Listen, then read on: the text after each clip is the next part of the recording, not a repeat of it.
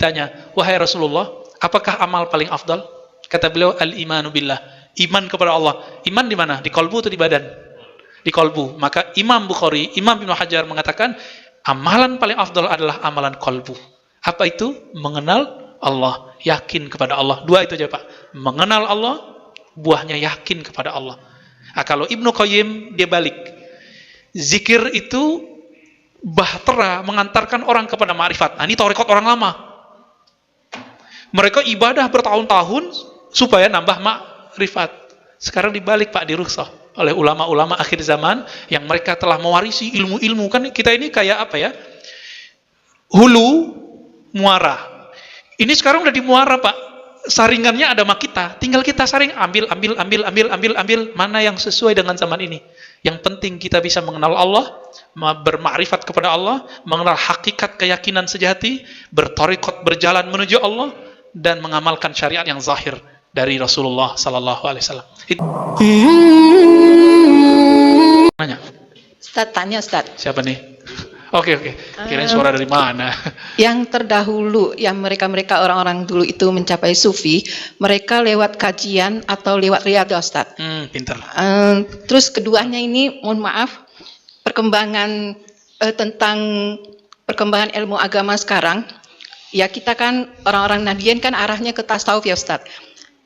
Tapi kalau lihat perkembangan ilmu agama yang dilakukan oleh orang Nahdiyin sendiri sekarang ini, masalah toleransi, ini saya memandang dari sudut edukasi agak-agak mengkhawatirkan, karena masalah selawat, masalah rebana ini sudah masuk ke gereja.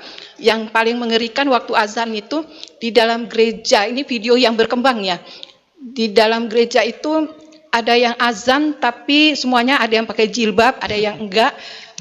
Itu enggak ada yang sholat, mereka hanya nunggu khutbah. Ini apa perkembangannya Syiah atau orang-orang Nahdiyin ini? Apa Ustaz, anak enggak apa? Mohon maaf, itu pertanyaan yang kedua. Mohon maaf Ustaz. Ya. Yang penting sebenarnya yang pertama, yang kedua itu urusan apa, opini-opini yang sedang dibuat untuk menghancurkan NU. Saya mohon maaf Ibu, saya bukan orang NU. Ya. Oke, tolong diluruskan. Tapi saya mencintai NU karena saya punya guru banyak orang NU. Dan nama saya diambil dari pendiri NU. Ayah saya cerita, namamu dari Hadratus Syekh Hasyim Asy'ari. Dan sanad keilmuan hadis saya beberapa ada yang dari jalur NU, ada yang jalur yang lain, ya. NU emang ada agenda untuk menghancurkannya. Kenapa? NU dan Muhammadiyah itu dua sayap Indonesia. Satu patah Pak, tunggu. Negeri kita konflik terus. Maka dihancurkan mulai dari luar atau di dalam. Dari dalam ya dimunculkan pemahaman yang nggak benar, dari luar diserang seperti tadi. Masih ingat kemarin tahun-tahun lalu karena ada persoalan politik, kemudian orang NU diidentikan dengan Islam Nusantara, ya kan? Akhirnya orang benci sama NU Pak. NU Nusantara. Emang masalah Islam Nusantara? Tergantung definisinya. Jika definisinya Islam yang dibuat oleh orang Nusantara, yaitu bid'ah. Tapi kalau Islam di Nusantara, maka itu guru saya Kiai Ali Mustafa Yakub juga nggak masalahin. Tergantung definisi. Kita tanya ke orang NU, definisi ente apa? Ternyata Islam Nusantara itu definisi pembuat istilah itu, Kiai Ma'ruf Amin, ya. Apa katanya? Islam Nusantara menurut kami, menurut beliau, itu Islam yang berakidah Ahlussunnah Asy'ariyah, bermazhab fikih yang 4, lalu bertasawuf. Loh, sama kayak Al-Azhar dong, namanya beda. Gitu. Tapi karena agenda politik yang menghancurkan NU dari luar dan dari dalam, berhasil nggak Pak? Nggak berhasil, alhamdulillah. Karena banyak wali-wali Allah yang mastur di Jawa. Banyak wali-wali Allah yang mastur di Banten, di Cirebon, di Betawi, banyak Pak. Dan mereka mendoakan NU. Nahdlatul Ulama. Ya. Apakah yang lebih dahulu? Manakah yang lebih dahulu untuk mencapai ma'rifat sufi itu? Apakah riyadhah dulu atau apa tadi? Riyadhah atau ma'rifat gitu ya? Ya. Kita dibandingkan umat terdahulu umurnya pendek atau panjang? Pendek. Umat terdahulu ada yang ibadah 500 tahun, itu masuk surga kata Allah dengan rahmatku. Dia merasa dengan amalku. Ditolak oleh Allah. Mau dimasukin ke neraka, dia minta-minta, ya Allah, ya udah masukin saya dengan rahmat. Ada orang nggak punya amalan, maksiat semua, jadi lembaran hisapnya itu maksiat semua. Udah mau digiring oleh malaikat neraka, tiba-tiba Allah bertitah, buka dadanya, ternyata ma'rifatullah ada dalam kalbunya. Allah, Allah, Allah, la ilaha illallah. Di riwayat Imam At-Tirmizi, la ilaha illallah di kalbunya. Di riwayat Imam Al-Baihaqi, Allah, Allah, Allah. Digabung duanya Pak, isinya ma'rifatullah, mengenal Allah. Di akhir zaman ini, kita kuat nggak ibadah seperti Sunan Kalijogo, Syekh Abdul Qadir Jilani? Kuat nggak? Syekh Abdul Qadir Jilani itu lebih dari 25 tahun, sama dengan Abu Hanifah, Abul Hasan Asy'ari, pendiri akidah Asy'ariyah itu, 20 tahunan lebih mereka wudhu subuhnya pakai wudhu isya. Gimana caranya? Nggak batal Pak, dan nggak tidur. Kuat nggak? Ibnu Arabi dikafirkan orang Pak. Orang yang dikafirkan nggak nyampe 7 hari mati. Datang dia ke sana, dia takziah, dia bacakan la ilaha illallah 70.000 kali, dia hadiahkan untuk orang yang mengkafirkan dia. Sanggup nggak? Kita disentil dikit marah-marah, ya. Benar nggak? Kita kritik imamnya dia marah-marah, nggak sanggup kita. Maka di akhir zaman ini dibaliklah, ada ijtihad baru. Thariqat itu jangan klasik lagi, jangan kaku lagi. Mulai dari ma'rifatullah, baru turun ke ilmu hakikat, baru turun ke ilmu thariqat, baru turun ke ilmu syariat. Tetap kita jalanin syariat, kita berthariqat, kita belajar ilmu hakikat. Tapi yang kita mulai belajarnya apa? Ma'rifatullah. Kenali dulu yang disembah, baru sembah dia. Ilmunya kan sudah ditulis oleh mereka yang dulu ibadah puluhan tahun, ditulis Pak di kitabnya, dan diijazahkan ke murid-muridnya. Itu tinggal kita kaji. Bahkan tersimpan dalam kolbu para ulama-ulama wali-wali Allah hari ini. Nah, kita ambil ilmu mereka dari kolbu mereka, dari kitab mereka, baru kita beramal. Nanti hasilnya gimana Pak? 2 rakaat orang bermakrifat itu lebih afdol daripada 1000 rakaat orang jahil. Tapi ahli ibadah. Kan begitu di hadisnya. Ya, orang alim sholat, orang alim tidur. Di sini juga ada. Kata beliau, orang arif jika tidur itu lebih afdol daripada orang yang jahil sholat. Ada di sini. Bukan kita melebih-lebihkan. Emang begitu hadisnya, begitulah ulama mengartikannya. Jadi, Bapak Ibu yang makan Allah, di zaman ini kita emang nggak kuat. Bapak nggak usah ikut tarekat yang aneh-aneh. Ya, nanti saya tunjukin tarekat apa yang Bapak pelajari nanti. Tarekat yang isinya ma'rifatullah lalu beramal. Ma'rifatullah beramal. Nggak boleh pisah ini. Ya, tapi ma'rifat itu adalah afdalul amal, amal qalbu. Saya tutup dengan hadis Nabi. Nabi ditanya, "Wahai Rasulullah, apakah amal paling afdal?" Kata beliau, "Al-imanu billah." Iman kepada Allah. Iman di mana? Di qalbu atau di badan? Di kolbu. Maka Imam Bukhari, Imam Ibnu Hajar mengatakan amalan paling afdal adalah amalan kolbu. Apa itu? Mengenal Allah, yakin kepada Allah. 2 itu aja Pak. Mengenal Allah, buahnya yakin kepada Allah. Nah, kalau Ibnu Qayyim dia balik. Zikir itu bahtera mengantarkan orang kepada ma'rifat. Nah, ini tarekat orang lama. Mereka ibadah bertahun-tahun supaya nambah ma'rifat. Sekarang dibalik Pak, di rukhsah oleh ulama-ulama akhir zaman yang mereka telah mewarisi ilmu-ilmu. Kan kita ini kayak apa ya? Hulu muara. Ini sekarang udah di muara Pak. Saringannya ada sama kita. Tinggal kita saring, ambil mana yang sesuai dengan zaman ini.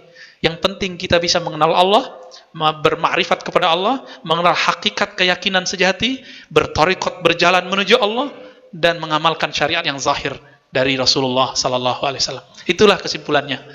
Loh, ada tambahannya Pak? Ya udah, nggak apa-apa Pak. Mohon maaf Ustaz, tadi dikatakan kan ada sholatlah kamu dengan bermarifat. Yang dimaksud dalam bermarifat dalam sholat ini apakah bacaannya kita harus mengerti atau juga gerakannya ada yang tersirat maupun tersurat? Ini bagaimana Ustaz? Tolong dijelaskan. Terima kasih. Baik. Sholatlah kamu dengan bermarifat. Begitu kata orang ya. Kalau kata Nabi nggak begitu Pak. Sallu kama ra'aitumuni usolli. Sholatlah kamu seperti kamu melihat aku sholat. Kata Imam Nawawi, nggak sanggup kamu sholat seperti Nabi sholat. Maka Nabi ngomong, sebatas yang kamu lihat deh gitu. Kita ngelihat Nabi sholat nggak? Enggak, yang kita lihat siapa? Guru kita sholat. Bapak ngelihat fisiknya apa kolbunya? Baru fisiknya, karena belum punya ilmu kolbu.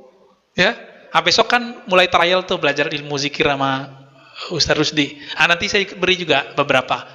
Biar dialah belajar zikirnya, nanti kita tebar dikit-dikit ilmu ma'rifatnya insya Allah. Ilmu ma'rifat itu Pak, membuat 4 rakaat terasa 1 rakaat. Itu ciri-cirinya.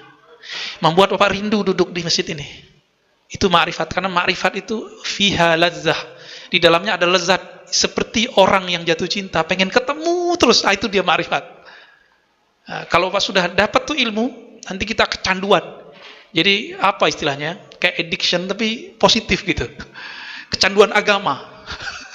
Kecanduan ibadah nikmat. Nanti kata Nabi apa? Walaupun hadisnya dhaif tapi dia naik menjadi hasan li ghairihi. Uzkurullah hatta yaqulu hatta yaqulul munafiqun muraun.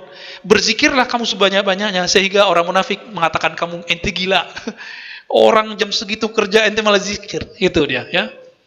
Ya coba aja sendiri, Pak. Kita makanya lebih afdol ngaji. Bapak kalau ngaji ba'da subuh tahu-tahu udah syuruk, ya kan? Tapi bapak coba sendiri duduk. Baru 15 menit nyot di kaki. Tapi aneh, kok kalau ngaji nggak kesemutan Pak kakinya? Benar nggak? Karena kita nggak sadar gerak begitu aja. Asik di kepala, menerima, di kolbu itu dia menyerap, di ruhani dia girang. Karena dia mendekat kepada sang kekasih hakiki.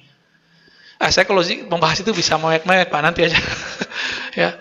Semoga Allah nanti membimbing kita, bahkan mulai dari malam ini. Ya, untuk mencapai pengenalan yang hakiki kepadanya. Amin ya rabbal alamin. Dan kita meninggal menjadi orang yang benar-benar mengenalnya. Itulah makna dari haqqa tuqatih. Engkau benar-benar mengenal Allah subhanahu wa ta'ala. Subhanakallahumma wa bihamdika asyhadu an la ilaha illa anta astaghfiruka wa atubu ilaik. Wa sallallahu ala sayyidina Muhammad walhamdulillahi rabbil alamin. Assalamualaikum warahmatullahi wabarakatuh. Bahwa Allah mengajak kita berbicara setiap saat. Karena alhama fi'il madhi. Tapi faedahnya bukan berlalu, bukan pasten. Faedahnya yadullu ala thubuti wad dawam, menunjukkan itu selalu.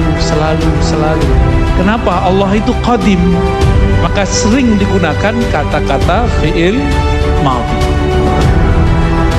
Jadi fa'alhamaha bi'azaliyatihi, ya. Allah mengilhamkan dengan keazaliannya. Kepada siapa Allah ilhamkan? Bukan ke dalam jiwa yang fisik, tapi ke dalam yang membuat kita bisa mendengar dan melihat. Apa itu? Ruh. Rahmatullahi wabarakatuh. Alhamdulillah rabbil alamin. Hamdal hamidin, hamdal mustaghfirin, hamdan yuafi ni'amahu yukafi'u mazidah. Asyhadu an la ilaha illallah wa asyhadu anna Muhammadan abduhu wa rasuluh. Allahumma salli wa sallim wa barik ala sayyidil wujud Sayyidina Ahmad, Sayyidina Muhammad wa ala alihi wal mahdi khalifatihi wa sallam. Yang sama-sama kita ta'zimi, kita hormati Romo Kiai Fathul Huda, fatahallahu bihi al-huda, amin ya rabbal alamin. Bapak Ibu, para kiai, punyai, orang tua santri, kalau saya ceramah suaranya begini aja, bisa dengar ya? Nggak bisa teriak-teriak, kecuali lagi marah. Marahnya kalau lagi ada musuh. Tapi di sini kan nggak ada musuh, sahabat semua. Alhamdulillah. Saya sebenarnya sudah lama dengar Romo Kiai Fathul Huda, karena dulu ada beberapa kawan beliau orang Muhammadiyah suluk tarekat sama saya. Jadi orang Muhammadiyah, orang Uang Pati, ya, suluk tarekat. Ya, 10 hari lumayan. 10 hari. Waktu itu khalwatnya khalwat Naqsyabandiyah Khalidiyah. Saya belum kasih waktu itu Syaziliyah. Aneh ya, Muhammadiyah mau suluk tarekat. Saya tidak usah sebut nama beliau ya. Barangkali Pak Kiai Fathul Huda sudah paham. Orang Cempaka Putih ya. Ya. Sebelumnya walaupun tadi sudah banyak sholawat segala macam, untuk mengkondisikan kolbu, mari baca Al-Fatihah. A'udzubillah bismillahirrahmanirrahim. Ar-Rahmanir-Rahim. Iyyaka na'budu wa iyyaka nasta'in. Shiratal ladzina an'amta 'alaihim ghairil maghdubi 'alaihim waladdallin. Amin.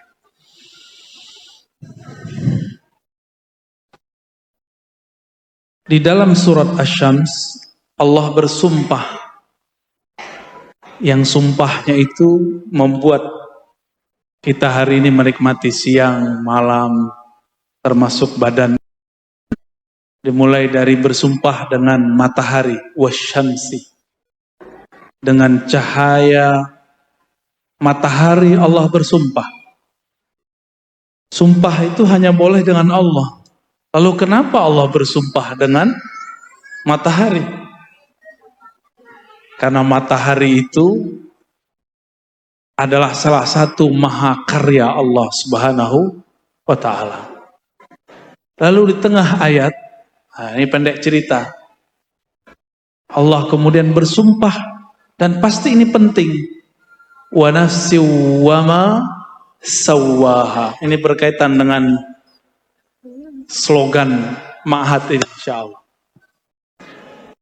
Tapi kita akan baca dengan cara yang berbeda, insya Allah. Allah bersumpah, wa nafsi wa ma sawwaha, demi jiwa dan apa yang telah Allah sempurnakan kepadanya jiwa. Apa yang Allah sempurnakan pada jiwa? Yaitu ruh. Sawwaha biruhi, dengan ruh yang ia tiupkan. Maka dalam tubuh kita ini, Bapak Ibu, tubuh ini dan jiwa di dalamnya Allah pernah bersumpah. Maka jangan main-main dengan sumpah Allah. Itu sebabnya siapa yang membunuh, menyakiti satu jiwa, itu sama dengan membunuh semua jiwa. Karena Allah telah bersumpah dengannya. Ya. Wa nafsiu wa ma sawwaha. Sawwaha, Allah sempurnakan ia dengan ruh. Maka tiada ruh, tiadalah kolbu, tiada hati. Tiada hati, tiadalah manusia. Maka dia cuma binatang semata. Ya. Maka saya suka sekali itu jargonnya, bergerak dengan hati. Karena hati itu pergerakannya mesti lewat ruh. Wama sawwaha. Ya. Berarti waw ini kan waw ataf. Allah bersumpah dengan apa yang ia tiupkan. Berarti Allah bersumpah dengan ruhnya juga. Lalu baru ada kalimat, ini kalimat penting. Bahwa ternyata semua orang bisa berdialog dengan Allah. Ini ayatnya. Fa'alhamaha fujuraha wa taqwaha. Pelan-pelan arti ayatnya. Fa'alhamaha. Maka Allah Ta'ala mengilhamkan. Apa arti ilham? Apa arti ilham? Ilham sama dengan wahyu. Ikhbarun sari'un. Pengkhabaran yang cepat kilat. Terus apa yang Allah kabarkan? Bahwa di dalam jiwa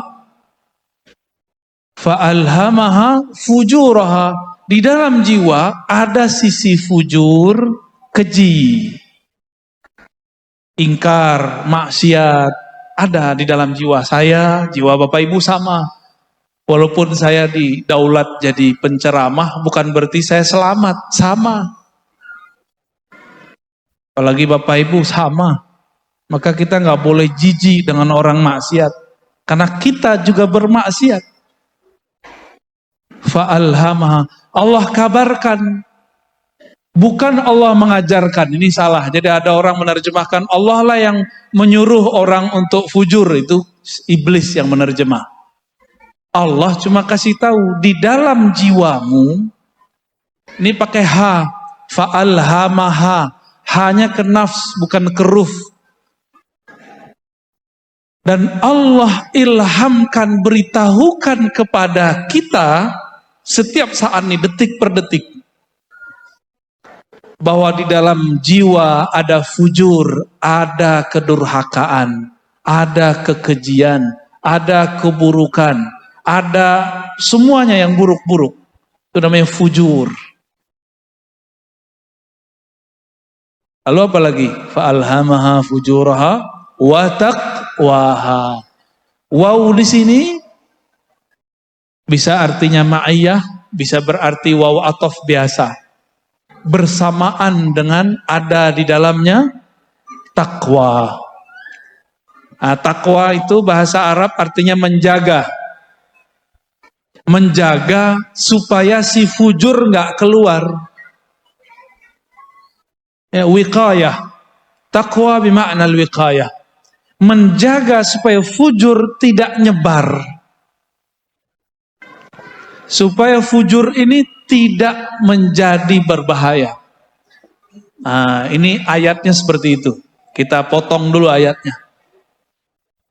Ternyata dulu sebelum kita dicipta di sini, si jiwa ini dicelupkan oleh Allah Ta'ala ke dalam bi'ruz zulumat atau bi'ruz syahawat. Jadi Bapak Ibu, kita sama. Jiwa ini sebelum ditiupkan, dia sudah direndam dulu oleh Allah Ta'ala dalam sumur kegelapan. Itulah yang disebut fujur. Jadi kalau ngikutin ayat disebut bi'rul fujur. Di dalammu ada kekejian. Maka coba aja rasakan, dalam taat pun kita bisa riya. Tapi nggak usah khawatir. Dalam maksiat pun masih ada kesadaran. Benar gak? Kalau orang maksiat pengen sadar gak? Banyak orang maksiat pengen sadar. Maka saya mengartikan waw itu waw ma'iyah. Bersamaan. Ya, fa'alhamaha fujuraha ma'at taqwa. Ya, ma'at taqwaha. Itu barengan terus. Sumur semakin dalam dikubur, direndam, maka semakin tebal hijabnya. Itulah yang membuat kita kalau zikir nggak pernah fokus. Ibu-ibu, kalau sholat khusyuk nggak? Khusyuk apa kusut? Mulai dari takbir sampai assalamualaikum, ingatnya siapa? Karena sholatnya sholat pakai ini. Sholat kok pakai otak. Kan ustadz-ustadz sekarang pinter-pinter ngajarin jamaah sholat pakai otak. Gimana caranya? Menerjemah kata-kata. Itu nggak benar. Memahami boleh. Menerjemah jangan. Karena menerjemah pakai otak. Otak itu banyak cabangnya. Coba, kalau kita pakai pikiran, mikirin bangunan dari 300 meter, menjadi sekarang berapa bagai? 10. Begini, stres. Jadi jangan pernah menghadap kepada Allah dengan ini.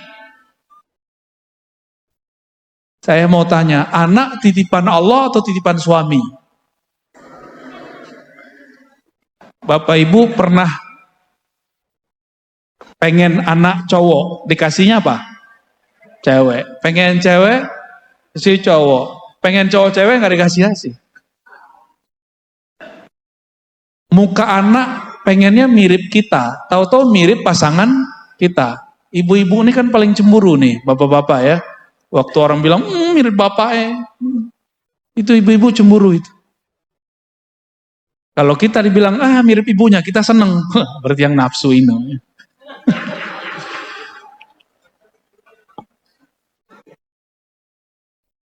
Kita, walaupun secara zahir yang membuat anak, tapi pada hakikatnya kita nggak kuasa terhadap anak.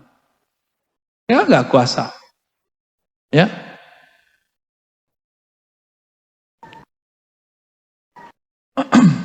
Yang anak-anaknya jalan-jalan tuh biarin aja Bu ya. Nah, anak-anak itu membawa rahmat. Jadi di mana ada anak-anak itu kan nggak ada dosanya. Ada dosanya nggak?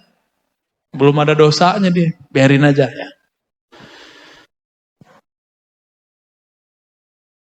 Kalimat fa'alhamaha ini ada sir di situ, ada rahasia bahwa Allah mengajak kita berbicara setiap saat. Karena alhama fi'il madhi, tapi faedahnya bukan berlalu, bukan pasten. Faedahnya yadullu ala thubuti wad dawam, menunjukkan itu selalu. Kenapa? Allah itu qadim, maka sering digunakan kata-kata fi'il madhi. Jadi fa'alhamaha bi'azaliyatihi, ya.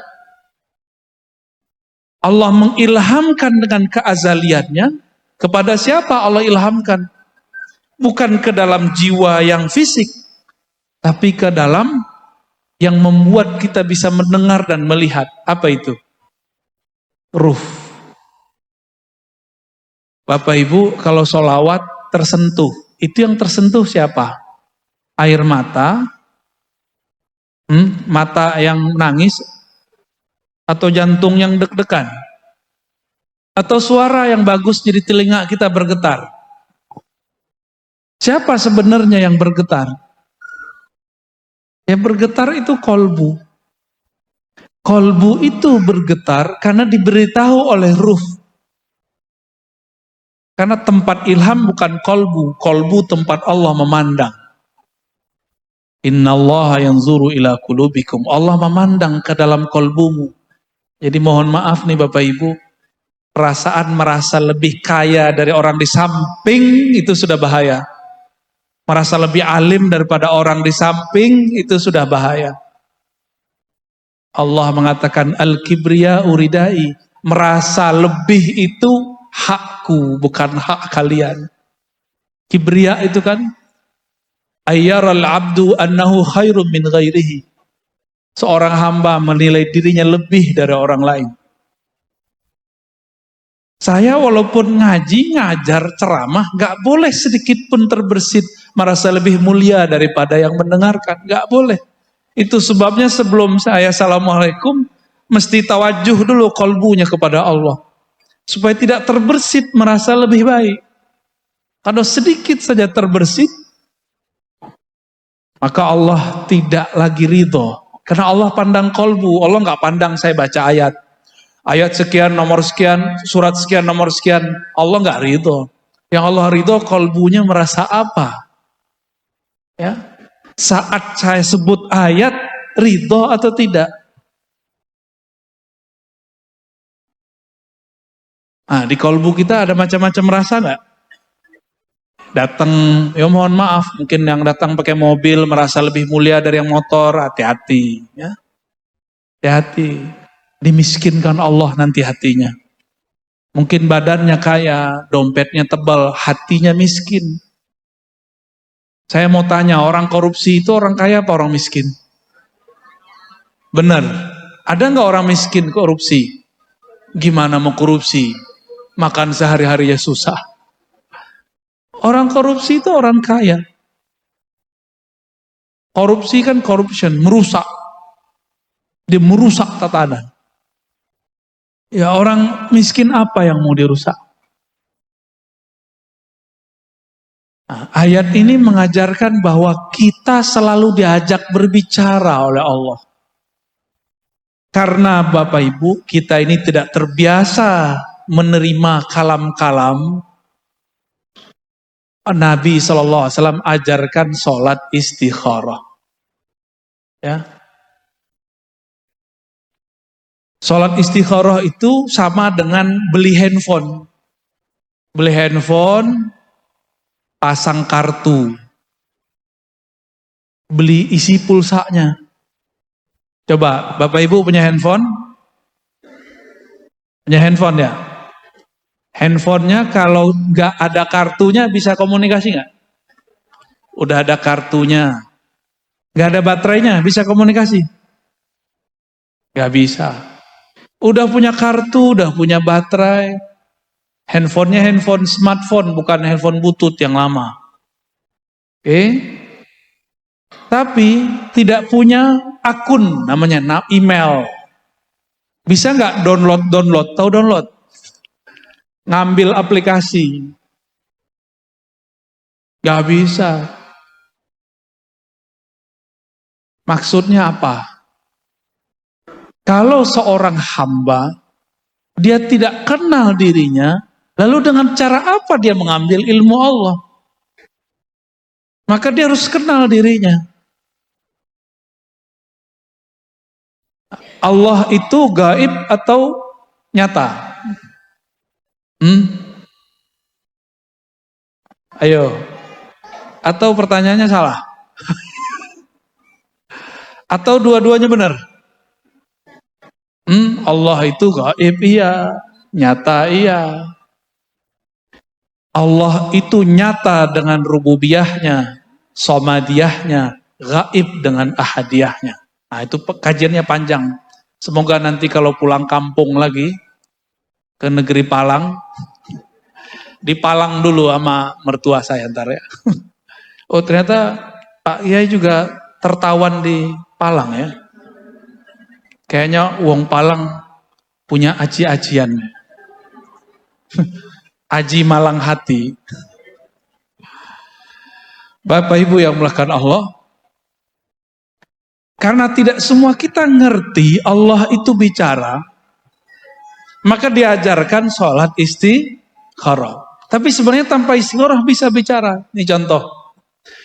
Kalau lagi keluar ziarah di Bonang, ada pengemis, hatinya ngomong, kasih nggak? Kasih. Benar. Tapi setelah bisikan itu apa? Jangan kasih. Uang jahat. Gitu nggak?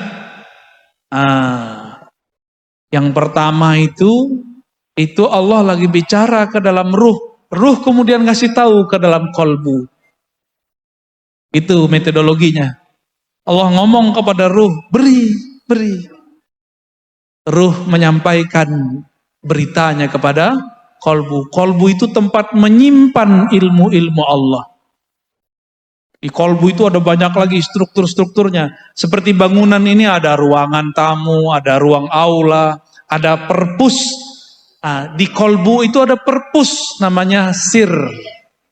Di situ tempat orang menyimpan rahasia Allah. Kalau santri nggak pernah ke library, nggak pernah ke perpustakaan, cakrawala dia dapat nggak? Cerdas nggak dia? Gimana mau cerdas? Dia jauh dari perpus. Sama, seorang hamba Allah punya kolbu, tapi kolbunya tidak diajak masuk ke dalam perpustakaan kolbunya, bernama sir. Maka ilmunya cuma yang tertulis, yang dibaca. Disitulah banyak kiai-kiai ilmunya mentok. Berhenti. Bingung. Habis ini apa lagi?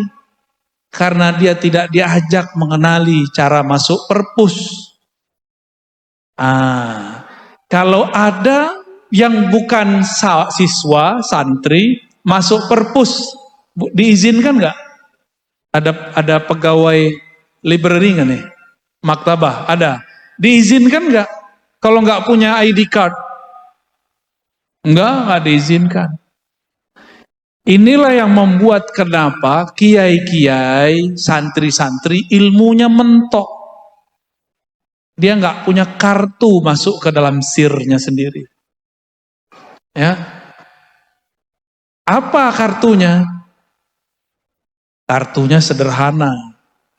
Ya. Abdullah, menjadi hamba Allah. Hamba Allah tuh nol, nggak merasa pinter. Kalau masih merasa pinter, nggak bisa masuk. Maka setiap hamba, setiap kita ini ada pasang-pasangannya dari Asmaul Husna. Bapak Ibu, saya sering cerita di luar sana. Dulu kita punya presiden, dia penyayang ke semua orang, walaupun beda agama. Namanya siapa? Gus Dur. Nama beliau siapa? Abdurrahman Wahid. Orang Jawa ini kan pengen ngeringkes ya. Abdur, Gus Dur. Kenapa tidak Abdurrahman, Gusman gitu ya? Lucu ya, nggak pas ya. Pasnya Gus Dur. Gus Dur itu namanya Abdurrahman. Rahman itu kasih sayang Allah tidak terbatas. Mulai dari bidayah awal penciptaan alam sampai akhir kiamat. Rahman. Mau mukmin, mau kafir, mau binatang, mau tumbuhan, mau babi, mau kambing, semuanya dapat rahman Allah Subhanahu wa ta'ala. Maka seorang hamba yang datang kepada Allah dengan rasa rahman, dia pasti punya karakter mencintai semua makhluk. Kita ini kan jangankan sama non-muslim, beda NU Muhammadiyah aja udah gak terima. Ya, bener. Percuma orang NU punya kiai kayak Gus Dur. Kok masih benci sama beda kelompok? Kalau wilayah keluar dari lor itu apa namanya yang ke arah Palang itu. Oh, itu kalau ini masjid Muhammadiyah, masjid NU, kayaknya udah beda agama aja. Biasa aja lah ya. Berarti kolbunya belum rahmaniyah. Baru nama Rahman belum tembus. Gimana mau dapat ilmu laduni? Mau wiridan 1000 tahun gak akan tembus. Orang wiridan itu pengen sakti, pengen kasyaf. Tapi satu nama belum tembus. Gimana mau tembus nama yang lain? Ya, maka kunci menjadi Abdurrahman, membuang semua kebencian kepada siapapun makhluk. Menyayangi orang taat, begitu juga sayang kepada orang yang terjebak maksiat. Orang taat bisa maksiat dalam taatnya, dan maksiatnya tidak terlihat. Maksiat orang taat apa? Yang Romo Kiai Huda sangat khawatir sekali.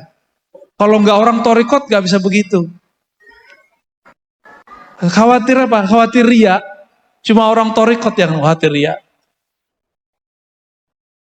Karena memang diajarkan zikir jahar, zikir sir, zikir khafi. Kenapa orang masih kena riya? Karena di kolbunya masih sepi, belum ada nama Allah. Ya. Nah, kembali kepada Ar-Rahman. Jadi kalau mau masuk ke dalam kolbu, dari 99 nama itu, bacalah satu hayati. Maka saya sarankan di semua kota-kota Ahlus Sunnah yang berthariqah, hidupkan majelis kajian Al-Asma'ul Husna yang bersanad. Kalau tidak ya sudah, yang tahu aja. Kitabnya sudah banyak. Ya, ada Al-Maqsad Al-Asna, banyak sekali karya Imam Ghazali, Zarruq dan lain-lain. Baru Allah mengatakan, qad aflaha man zakkaha wa qad khaba man dassaha. Sungguh telah tercatat dalam Lauh Mahfuz Allah. Apa yang tercatat? Aflaha, sungguh beruntung, sungguh bahagia. Orang sukses bahagia enggak? Suksesnya santri nilainya tidak jelek, enggak mesti juara. Ya. Suksesnya guru, muridnya bersuluk, berakhlak. Jadi bukan hanya nilai yang bagus. Maka saya menyarankan kalau benar ini ma'had, ini lembaga bergerak dengan hati, jangan cuma nge-push santri untuk dapat nilai bagus. Ya. Karena beda orang, beda kemampuan. Maka di pesantren kami di Darussunnah, mohon maaf bukan membandingkan. Tidak ada lagi namanya juara 1, juara 2, juara 3. Semuanya juara. Ada yang juara hafalan, ada yang juara bahsul masail, ada yang di usul fikih, ada yang ini, dan semuanya dikaji. Nanti ada nilainya. Dan ini lebih baik untuk psikologi santri. Ini kalau boleh saran, ini bangunan sudah sangat modern. maka pemikirannya harus lebih maju dari bangunannya. Semoga nanti tambah maju lagi ya. Fa'alhamaha, dapat ilham nanti insyaallah. Sekolah itu untuk apa? Sekolah itu qad aflaha man zakkaha. Sekolah itu adalah cara zakkaha. Zakkaha bahasa Arab zakka yuzakki tazkiyah. Apa artinya? Pertama, tathhir, mensucikan. Itu baru satu arti. Dibersihkan dulu kejahilannya, malasnya. Ibu-ibu kuat nggak didik anak di rumah? Satu aja, melarang mereka megang smartphone main game, bisa nggak? Bisa? Yakin? Nggak yakin saya. Melarang anak nonton, bisa nggak? Nggak bisa. Jangankan Bapak Ibu, saya punya anak, saya nggak sanggup melarang dia terus-terusan main game, nonton. Nggak sanggup. Terus gimana? Berarti ada kecanduan dia main game. Ini ciri-ciri anak kecanduan main game. Kalau dia kalah dia teriak. Atau dia bete. Gitu. Mulai kayak bad mood. Gak seneng bawaannya. Teriak-teriak. Atau kesel. Tiba-tiba dia marah sama saudaranya. Kesel sama bapak ibunya. Berarti udah kecanduan. Itu harus diobati. Harus ditazkiyah. Cara membersihkannya di sini, di ma'had. Tinggal di sini asramanya apik ya bagi ya. Biasanya kan pesantren numpuk-numpuk. Numpuk 7 orang. Satu lapis 10, 70, satu kamar. Ya nggak mungkin. Maka bahaya. Pesantren-pesantren yang numpuk satu jenis bahaya. Rentan homoseksual. Rentan homoseksual. Maka kamar mandi jangan gede-gede Pak Kiai. Kamar mandi kecil apa gede? Dikecilin. Bahaya nanti pada masuk berdua. Tapi saya lihat tadi ada siswa, gurunya perempuan. Nah itu lumayan. Itu lumayan mengobati. Wow. Apa? Perempuan wedok. Wedok cantik begini ya. Minimal dia ada interaksi. Ada orang dia nggak homoseksual, tapi kecanduan bokep. Jadi dia nggak bisa, udah kawin aja nggak bisa ngapa-ngapain, karena harus nonton. Udah kecanduan di sini. Itu harus ditazkiyah dan nggak bisa langsung. Kecanduan nonton porno lebih berbahaya dari narkoba. Orang kalau narkoba maka dikurangi. Dicari kecanduan lain. Dosisnya dikurang-kurangi. Kalau ada orang kecanduan porno, wah ini gawat. Itu harus diterapi. Harus ada film lain yang tidak porno, tapi tetap nonton.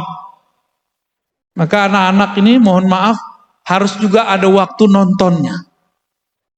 Kalau nggak diam-diam nanti dia curi-curi. Nonton yang bening-bening kan gawat. Ya. Ini harus ditazkiyah, harus dibersihkan. Jadi kita nggak boleh benci, jangan dikeluarin. Ada ketahuan nih, santri nonton porno, jangan dikeluarin. Harus dididik. Karena bisa jadi gurunya juga kecanduan. Ya. Setelah dibersihkan, tazkiyah itu makna keduanya adalah tanmiyah. Jadi tadi tathhir. Yang kedua maknanya an-nama. Jadi az-zaka artinya an-nama, maka tanmiyah. Apa arti tanmiyah? Ditumbuhkan. Oleh karena itu setelah santri itu dibersihkan habitnya, dibangunkan jam 3, disuruh mandi jam sekian. Mandi nggak boleh, kalau perlu dibuat peraturan mandi di kamar mandi cukup sekian menit. Gitu, biar ada kedisiplinan. Setelah itu ditumbuhkan. Nah, cara menumbuhkan yang paling benar bukan latihan fisik. Kita nggak mau buat anak kita jadi robot. Caranya dengan kesadaran ruhani. Maka di akhir zaman, ini kan udah akhir zaman Bapak Ibu. Dulu kiai-kiai kita kalau mau ngaji kitab Ujurumiyah pindah tempat. Mau ngaji ilmu alat ke pesantren A, ntar mau ngaji fikih ke pesantren B. Seperti dulu Imam Syafi'i. Imam Syafi'i sudah belajar di Mekah, pindah ke Madinah, pindah ke Baghdad, pindah ke Yaman. Sekarang guru-gurunya sudah ada di satu pesantren. Sudah mudah. Orang-orang di luar pesantren hari ini mengatakan, nggak perlu nyantri, saya bisa download. Sekarang di luar sudah begitu, kok masih ada guru kolot? Ya, gimana guru kolot? Mendahulukan latihan fisik daripada latihan ruhani. Ruhani dulu yang dilatih. Ruhani itu latihannya ilmu. Jadi dibikin sadar ini murid. Bukan dihukum, itu thorikoh lama. Di sini nggak ada yang dipukul ya. Nggak ada. Kalau kita kan dulu biasa dipukul. Ya, gampar sama guru itu biasa. Sekarang orang tua kalau ada anaknya disakiti, lapor ke polisi. Benar Ibu? Itu orang tua, ambil aja anaknya bawa pulang. Ya. Ngapain gurunya kok dilaporin? Itu nggak benar. Di Bogor, di Jakarta ada guru masuk penjara. Cuma karena gurunya melihat muridnya ini nggak benar, dia sedang tazkiyah, tathir, membersihkan ini anak. Dipukul. Tapi yang kemudian disalahpahami. Masuk penjara. Kasihan. Mohon maaf nih Bapak Ibu orang tua santri. Karena orang tua santri ini kayak lebih ngerti daripada guru. Ngatur-ngatur guru, ngatur-ngatur sekolah. Mohon maaf ya. Saya juga guru, jadi saya ngerti. Untung saya nggak kepala sekolah, nggak kepala madrasah. Saya ngomong ke teman saya kepala madrasah, kepala ma'had. Yai, kalau aku di posisi kamu, aku pulangkan anaknya itu. Jadi ada orang tua cerewet aja. Nah, saya berharap yang hadir ini bukan yang cerewet.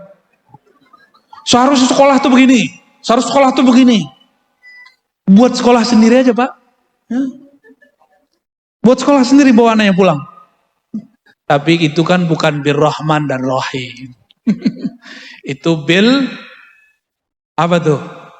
Bil Qahar, bil Jabbar, bil Muntaqim. Syukurnya Allah tidak memulai ayat-ayat di Quran dengan nama-nama Qahar, Jabbar, Muntaqim. Untungnya Allah mulai dengan Rahman dan Rahim. Akhirnya kita maafin juga orang tua wali yang sok tahu. Ya. Usul boleh tapi jangan menggurui. Ya. Ini guru-guru ini tiap hari dia berhadapan dengan masalah itu. Oh saya punya sekolah, itu kan sekolah Bapak Ibu. Mereka punya sistem sendiri. Ya. Kalau saya biasanya membiasakan diri untuk menahan. Ya. Kita menilai ini lebih baik menurut kita tahan dulu. Siapa tahu di situ sudah ada manhaj sendiri. Bapak Ibu yang bukan Allah, ini yang paling penting. Qad aflaha man zakkaha. Masalahnya apa?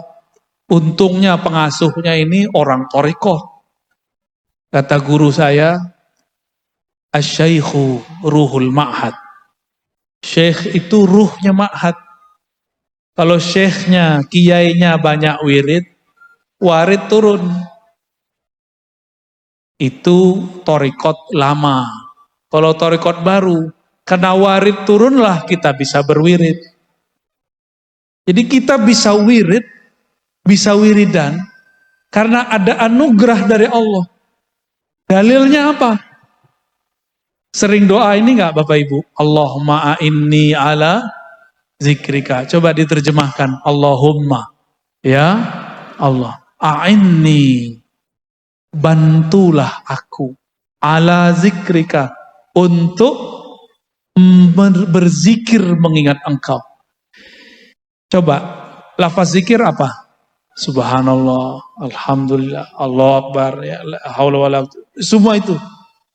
Setiap kali lisan ini sanggup membaca la ilaha illallah, subhanallah, berarti Allah sedang membantu. Bantuan itu yang disebut warid. Bantuan itu disebut warid. Apa arti warid?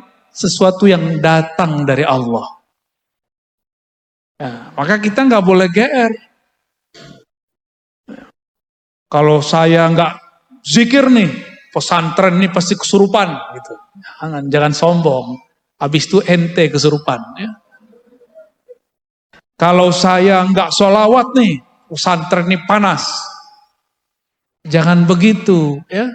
Dalam Sahih Bukhari, para sahabat berkalam, laula anta ya Rabb ma tadaina, wala sallaina, wala zakkaina. Ya Allah, kalau bukan karena Engkau yang membantu kami tidak akan dapat hidayah, tidak mampu sholat, tidak mampu puasa, tidak mampu zakat, tidak mampu zikir. Jadi kita bisa zikir karena Allah yang gerakkan. Itulah makna fazkuruni azkurkum. Sebut aku sebut engkau. Saya sering nanya, duluan mana yang nyebut? Kita apa Allah? Sebutlah aku sebut engkau. Duluan siapa yang nyebut? Allah ngomong, hai hambaku, sebut aku, fazkuruni azkurkum. Pasti aku sebut namamu. Siapa yang dulu menyebut? Ya, kita apa Allah? Kalau kita, pantas makomnya gak naik-naik. Ya, namanya makomul muridin. Makommu murid. Walaupun sudah jadi bapak ibu, tapi makom masih murid. Karena GR kita yang berzikir. Saya mau tanya lagi Bapak Ibu, adakah di tubuh kita, di alam semesta ini sesuatu yang bergerak tanpa izin Allah? Ada nggak? Ada nggak? Berarti kita kalau zikir itu digerakkan Allah, bukan? Jadi duluan siapa yang zikir? Allah. Jadi kalau kita berzikir, baca Yasin, baca apa, itu Allah lagi nyebut nama kita. Bukan kita yang menyebut nama Allah. Jadi kapan Allah ingat hambanya? Jika hambanya ingat Allah. Bolak-balik aja tuh. Tapi sebenarnya yang ingat itu hanyalah Allah. Allah lah yang mengingat dirinya sendiri lewat hambanya. Nah, jadi kalau kita bisa zikir, itu Allah lagi pinjam lidah tuh. Lidah kita yang hina ini dipinjam untuk mampu menyebut namanya. Karena banyak orang tinggal dekat masjid, nggak masuk masjid. Berarti badan dia nggak dipinjam oleh Allah. Nggak digerakkan oleh Allah. Tapi apakah dia masih meminjam, sedangkan tubuh ini milik dia juga. Ya, qad aflaha man zakka, ditumbuhkan, dipupuk. Maka memberi ikop tidak boleh terlalu keras. Memberi pujian juga tidak boleh terlalu keras. Ngirim santri untuk juara-juara gak mesti terlalu sering. Karena kalau santri sudah sering merasa juara, merasa pinter, ada perasaan jumawa dalam dirinya. Ini pesantren, ini sekolah, ini yang mengharumkan saya.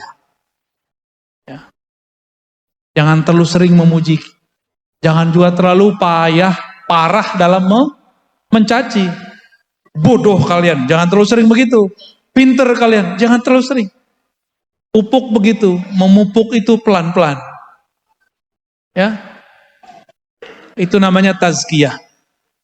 Kalau sudah dia tumbuh, berakar, berurat, maka dia akan tumbuh sendiri, nggak perlu dikasih apa-apa lagi. Baru namanya insan kamil. Ya, qad aflaha man zakkaha wa qad khaba man dassaha. Rusaklah siapa yang dassa. Dassa bahasa Arab itu merusak, menyusupkan keburukan dalam dirinya. Ya. Bapak Ibu yang melekat Allah, terakhir yang mau saya sampaikan. Ada tanya jawab Pak Kiai? Dulu Nabi SAW pernah berkisah. Apa kata beliau? nanti di akhirat ada seseorang dihisab oleh Allah Subhanahu wa taala. Hadis Imam Al-Baihaqi. Ada di Tirmizi tapi lafaznya berbeda. Ketika dihisab, keluarlah laporannya. Semua yang dia lakukan adalah dosa. Mulai dari dia remaja sampai dia meninggal, semuanya dosa. Akhirnya malaikat azab turun, mengikat orang ini lalu menyeretnya. Tapi ketika hampir mendekati pintu neraka, Allah bertitah, berkhitab. Apa kata Allah? Wahai malaikatku, sudahkah kalian memeriksa isi dadanya? Lalu kata mereka, belum ya Allah. Maka Allah kemudian mengatakan, bedahlah dadanya, lihat isi jantungnya. Denyutnya mengeluarkan kalimah apa? Lalu dibedah dadanya, jantungnya dikeluarkan. Ternyata jantungnya mengeluarkan darah, berbunyi lafaz Allah, Allah, Allah. Padahal dia maksiat sepanjang umurnya. Bunuh orang, berzina, korupsi, nyakitin orang. Semua ada sama dia. Nggak ada. Cuma dia nggak syirik. Dia tidak menyekutukan Allah. Di akhir hayat dia bertemu wali Allah, mengajarkan dia zikrullah. Zikirnya masuk ke dalam kolbunya. Idza dzukirallah wajilat qulubuhum. Jika disebut nama Allah, kolbunya bergetar. Itu kolbunya, sekali kolbu bergetar, dia akan selama-lamanya bergerak. Terus. Walaupun kita sudah nggak sadar pakai ini, tapi kolbu itu terus begini, menyebut nama Allah. Ternyata dia di masa hidupnya dulu pernah dibimbing zikrullah oleh gurunya. Kita sebut talqinuz zikr. Dan itu merasuk, nyatu dengan kolbu, bergetar. Diambillah getaran kalimah Allah itu, ditimbang dengan semua dosanya. Ketika ditimbang, awalnya masih goyang-goyang. Itu kolbu masih menyebut nama Allah, diambil lagi getarannya, masih belum. Ambillah kolbunya langsung ditaruh, bukan hanya getarannya yang ditaruh, kolbunya yang ada nama Allah di situ diletakkan. Langsung timbangan menjadi berat. Apa kata Allah? Wahai hambaku, jika engkau timbang namaku dengan langit dan bumi, masih lebih berat namaku. Waladzikrullahi akbar. Sungguh menyebut-nyebut nama Allah itu lebih besar di sisi Allah Subhanahu wa ta'ala. Kalau sudah begitu, pasti orang nyebut nama Allah kalau sholat pasti khusyuk. Ya, karena Allah yang besar. Walhasil malaikat azab melepaskan rantainya. Lalu diambil alih oleh malaikat rahmat. Masuk surga dia dan kalimah Allah. Allah ampuni semua maksiatnya. Ada orang begitu nanti. Itu karena si guru mau terima. Seburuk apapun murid dia terima, dia didik, dia didik, dia didik. Ini pesan saya kepada sesama guru. Jangan putus asa mendidik murid. Ya. Ketika Azazil itu kan Banul Jan, pangerannya Jan, belum jin, masih Jan. Banul Jan itu disebut jismun nariyah. Jisim yang tercipta dari api. Kalau malaikat jisim nuriyah. Jisim tubuh tapi tercipta dari nur, itu malaikat. Kalau Azazil, mbahnya setan-setan itu terciptanya dari api. Ketika terjadi bencana di muka bumi, semua jin-jin pergi dari tanah, mereka pergi pohon-pohon, pergi ke laut, pergi ke gunung-gunung, terbang ke awan. Sisalah ada satu anak kecil, namanya Azazil. Allah berfirman kepada Sayyidina Jibril, "Hei Jibril, ambil itu anak." ajarkan dia. Padahal di takdirnya ini anak tetap akan jadi musuh Allah. Tapi seorang guru tidak boleh putus asa. Saya sudah banyak ketemu santri-santri Badung waktu sekolah, tapi jadi soleh di luar sekolah. Dan mohon maaf, banyak ketemu santri soleh waktu sekolah, jadi orang stres di luar sekolah. Karena dia merasa pinter dan soleh. Berarti pinternya belum sampai tazkiyah. Ya. Maka Bapak Ibu, terutama para masyaikh, para asatis, para kiai, jangan lakukan kesalahan rahib yang menvonis orang yang membunuh 99 orang. Jadilah seorang wali terpencil yang walaupun sudah bunuh yang ke-100-nya yang dia bunuh si rahib, dia masih terima. Ya. Semoga kita menjadi asbab orang-orang